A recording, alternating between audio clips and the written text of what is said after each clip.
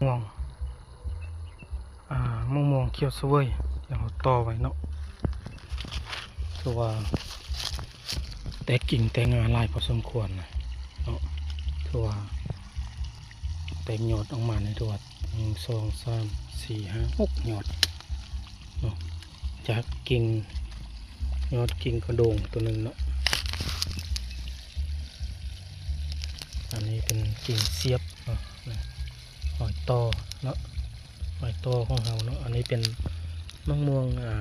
เขียวเสวยเนาะเราเบื้องนี้ก็เป็นกิ่งเสียบเอาคือกันเนาะอันนี้เป็นมะม่วง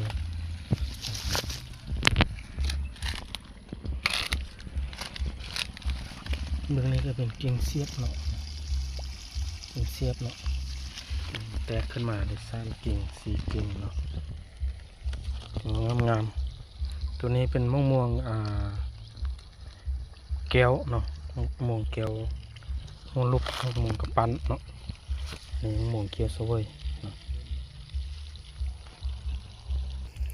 จะว่าเป็นซ่องยอด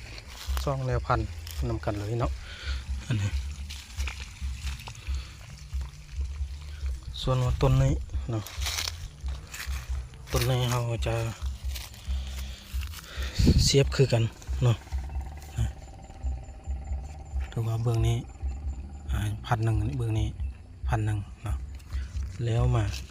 เบื้องนี้คอมเมนต์อีก1,000เนาะตัวนี้เป็นพันธุ์มะม่วง3 ฤดู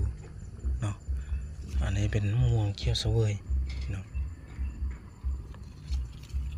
เบื้องนี้เนาะเบื้องนี้เป็นมะม่วงกำปั้นมะม่วงอกล่องแบบนี้แหละเนาะมะม่วงแก้วห้องลูก